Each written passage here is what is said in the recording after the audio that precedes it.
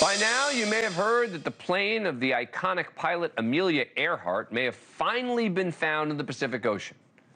Well, joining us in a moment will be Amelia Earhart, an experienced pilot with the same name, who's flown the same flight that Earhart flew in 1937 when she disappeared. Here's what we know.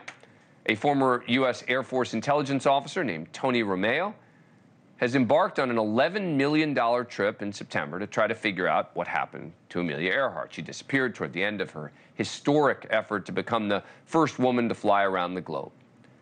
Earhart and navigator Fred Noonan and their plane have never been found to this day, but sonar images from Romeo's expedition are believed to show the wreckage of Earhart's aircraft. That brighter portion in yellow offers a plane-like shape. Romeo explains why he thinks it is her plane. There are three traits on the image that we captured that really make us think that we found the aircraft, and we've got a little model plane here.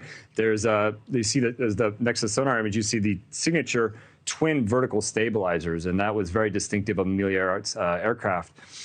Secondly, in the area that we were searching, it was very flat and sandy. So what you wouldn't expect to see anything protruding up from the seabed, and if you do, that would be exceptionally unusual. And then thirdly, the dimensions of the airplane match very closely to what her aircraft was. His expedition lasted 100 days, covered 5,200 square miles of ocean floor. It's 3.33 million acres. 16-person crew actually captured the sonar images 30 days into the trip, but they didn't actually realize until 90 days in that it was too late to turn back. But he does plan to return to get clearer images that were spotted 4,000 feet deeper than the Titanic and less than 100 miles from Holland Island, where Earhart planned to refuel at the time. Joining us now is Amelia Rose Earhart. She is a pilot who has honored her namesake in a big way by becoming the first person to pilot a single-engine PC-12NG around the world. Thank you so much for coming on the program. Appreciate it. Well, blue skies, Dan. Great to be here. So you know the route. You've done it. You've studied her. You think this is likely her plane? Boy, it sure looks like the shape of that Lockheed Electra 10E to me. And, in nature, there aren't a lot of straight lines. And when I first saw that image coming through and I saw the news, I thought, wow, this could really be it. There's so many theories out there, but I sure hope this is the one that tells us where she and Fred finally are. And what do you make of the location where it was found? In terms of assessing her flight path, right spot? Now that I've flown around the world in that single engine plane and circled directly over Holland Island and seen that vast expanse of ocean, that tiny little strip of land, Holland Island is only 1.5 miles long and about half a mile wide. Now that I've seen it, I truly do think that this could be the spot, because Amelia and Fred were searching through the storms, tough conditions, using celestial navigation, and to be able to find a spot of land that small when you're flying in a plane that old and with that little technology, it would be tough to spot. So going down in the ocean and, searching for it and then running out of fuel sure does make sense to me. I got to ask you, Amelia Earhart, about your name. Yeah. I assume parents were big fans.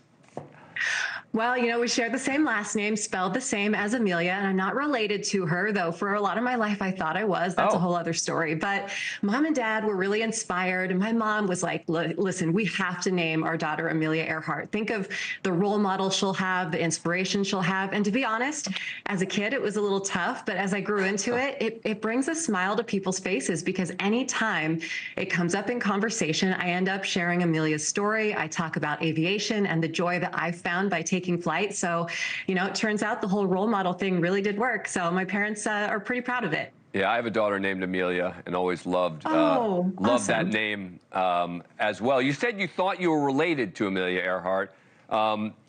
You're not?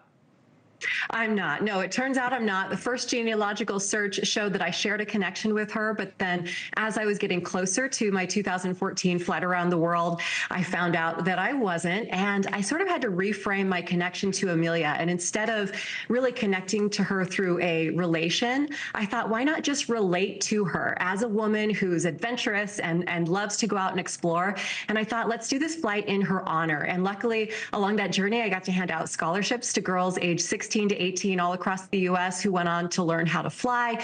And hopefully it brought a lot of positive attention to aviation. And for me, it was the trip of a lifetime. You know, I circumnavigated an entire planet in a single engine airplane, put a fuel tank on the plane. And boy, it was such an adventure, and it taught me so much about life. Thank you for watching. Go to newsnationnow.com to find NewsNation on your cable provider. And don't forget to click the red subscribe button below to get more of NewsNation's fact-driven, unbiased coverage.